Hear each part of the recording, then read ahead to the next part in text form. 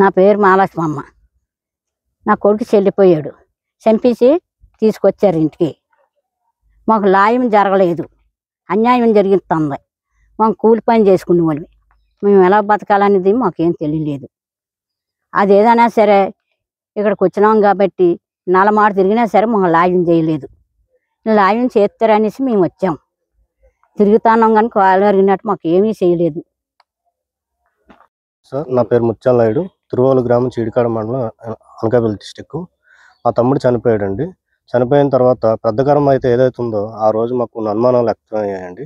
చనిపోయిన తర్వాత ఏంటంటే ఇక్కడ మా తమ్ముడు అనకాపల్లి హాస్పిటల్కి తీసుకెళ్లారండి. అక్కడి నుంచి విశాఖపట్నం కేజీహెచ్కి పంపించారండి. పంపించిన తర్వాత 1 డే అక్కడ ట్రీట్మెంట్ జరిగిందండి. జరిగిన తర్వాత చనిపోయాడని చెప్పేసి పోస్ట్ మార్టం కూడా చేయకుండా మా మరదలు తీసుకొచ్చేసిందండి. ఆ ప్రమేయంలో మేము ఎవరూ లేవండి. మా అమ్మగారు కానీ మా నాన్నగారు కూడా ఎవరూ లేరండి అక్కడ. ఆ అమ్మాయి తీసుకొచ్చిందండి పోస్ట్ మార్టం చేయకుండాను.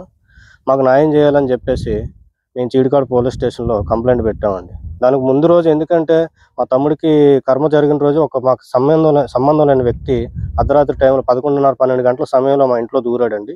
వాడిని పట్టుకొని చీడికాడ స్టేషన్లో అప్పచెప్పడం జరిగిందండి.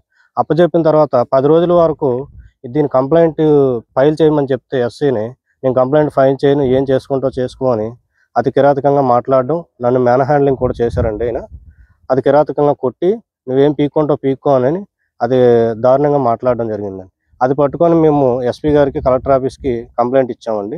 కంప్లైంట్ ఇచ్చిన తర్వాత ఫస్ట్ టర్మ్ ఇచ్చినప్పుడు దానికి ఏమి న్యాయం జరగలేదండి. న్యాయం జరగకపోగా మళ్ళీ రెండోసారి 3 months 4 months తర్వాత మళ్ళీ కంప్లైంట్ ఇవ్వడం జరిగిందండి.